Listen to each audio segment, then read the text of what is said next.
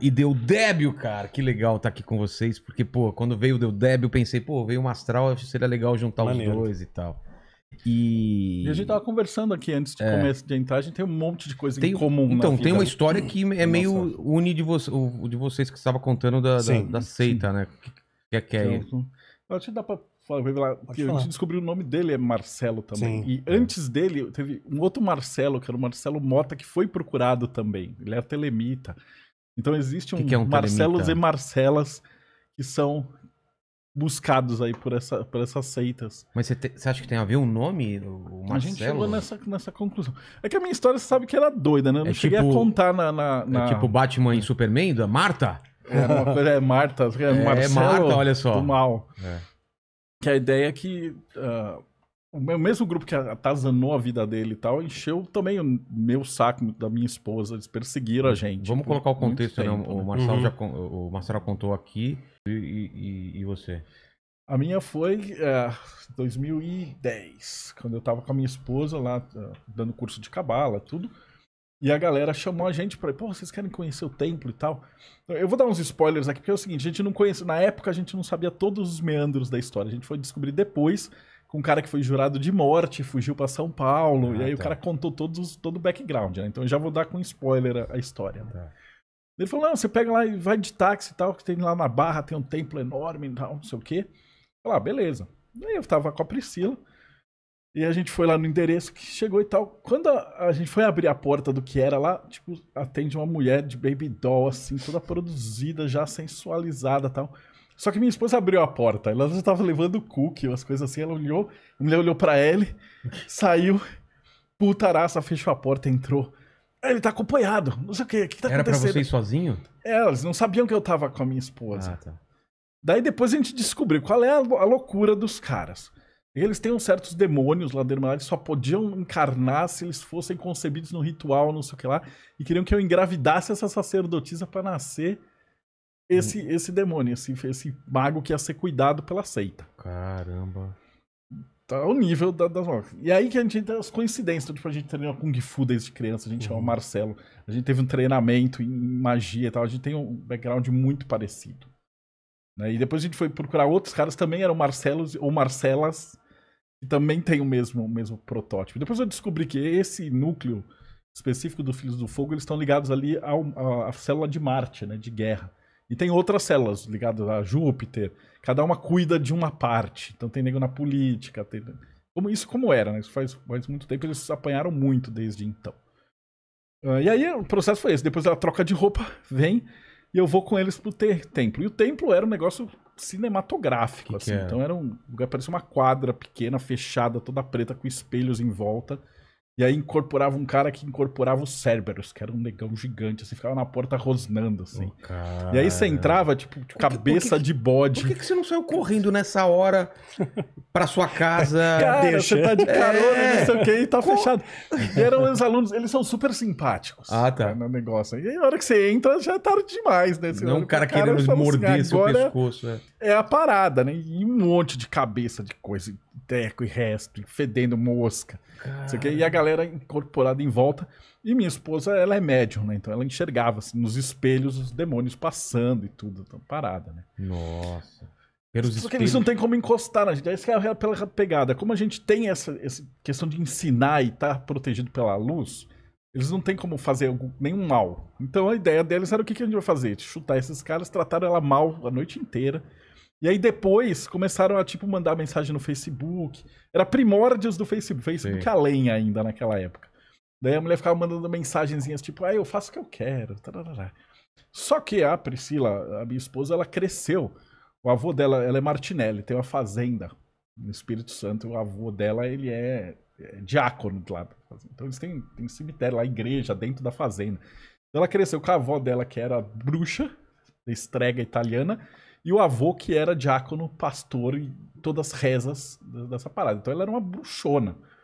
E essa mulher foi ameaçar ela de morte, não sei o que lá.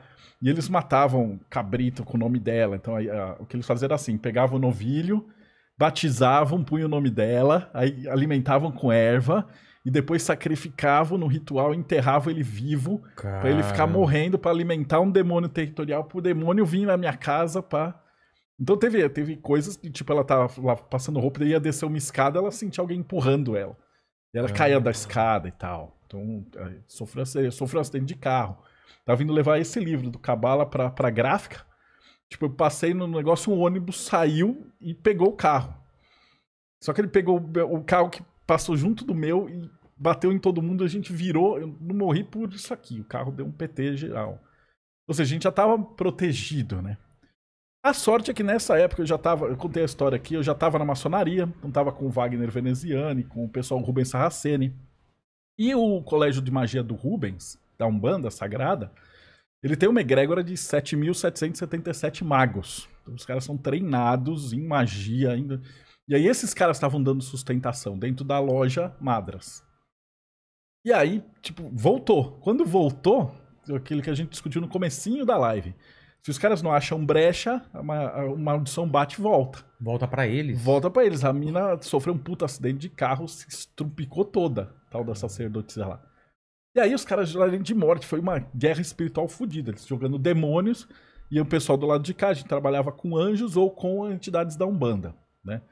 E aí nessa entidade você tem uma galera que trabalha em conjunto, mas principalmente o pessoal da teurgia, né? Anjos. Depois a gente fala um pouquinho mais como é que funciona trabalhar com anjo, porque o anjo você não manda, você pede. E você tem que merecer. Então você tem que estar puro e tal e fazendo esse trabalho. Só que qual que era o grande problema? Eles tinham uma quantidade enorme de escravos espirituais. E quando eles... Não dava pra fazer a rapa, tipo, vamos juntar uma galera de anjo e ir até lá e tirar o poder dos caras. Por quê? Se você matasse, destruísse ou capturasse todos esses demônios, aqueles caras escravizados iam continuar sendo escravizados, só ia surgir outro demônio. Então o que a gente fez? Começou a provocar os caras na internet, era uma treta gigante, até humilhar os caras, brigar, até que teve, por volta de 2012, quando já ia ter o fim do mundo e toda essa parada, os caras fizeram aquele ataque gigantesco com tudo que tinha daquele núcleo. Só que a gente já estava tudo preparado, ataque os terreiros, espiritual. Já estava tudo preparado com anjos e uma porrada de coisa, e eles teve uma batalha gigantesca, e eles capturaram e fizeram a rapa em todos aqueles condenados, entendeu? E levaram pra doutrinação. E aí aquele terreiro pifou. E foi a época que a gente depois pegou esse cara que fugiu, que foi ameaçado de morte, e falou, cara, esses caras do terreiro se fuderam. Então, o cara se suicidou, o outro sofreu um acidente, o outro perdeu tudo. Cada um desses caras que tava naquele núcleo ali se deu muito mal. E aí a gente ficou esperto. Dentro da maçonaria a gente viu que, tipo, pô, cara, tinha bastante satanista lá dentro. E aí a gente começou a caçar um por um de dentro pra fora. Então, graças aí ao pai Rubens, toda a galera da magia da Umbanda Sagrada e tal, a gente começou a ver onde é que tinha foco de satanista fazendo merda ali e fomos limpando. Tanto que depois a maçonaria rachou, separou, teve treta, o grão-mestre dos caras foi pego fazendo abuso.